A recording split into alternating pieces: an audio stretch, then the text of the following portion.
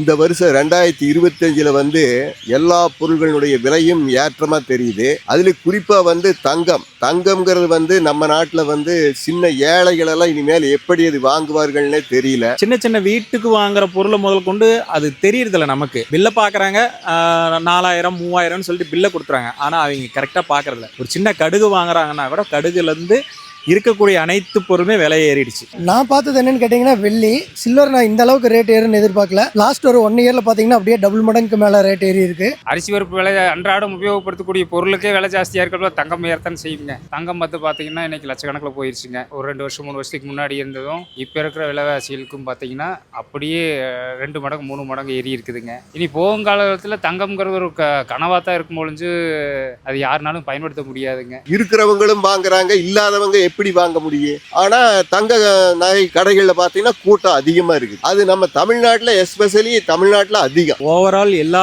பொருளோட விலையுமே ஏறிடுச்சு. லாஸ்டா இயருக்கு கம்பேர் பண்ணீங்கன்னா ஒவ்வொன்றும் நகையெல்லாம் பார்த்தீங்கன்னா இப்போ லட்சத்தை தாண்டி போயிட்டு இருக்கு. நானே ஒர்க் பண்றேன், இருந்தாலும் வாங்கணும்னு நினைச்சாலுமே இப்போ இருக்கிற விஷயத்தை யோசிக்கும் போது 1 லட்ச ரூபா வாங்கும் போது ஒரு பவுனும் வாங்கி வைக்க முடியாது. அதனால விலையேற்றங்கிறது எதுவும் இல்லை. இருக்கிறது எல்லாமே கண்ணா பின்னாடி ஏறிடுச்சு. ஸ்பெசிஃபிக்காக ஒவ்வொன்றும் குறைக்கணும், இல்லைன்னா அதுக்கு தகுந்த நிலையை நிர்ணயிக்கணும்.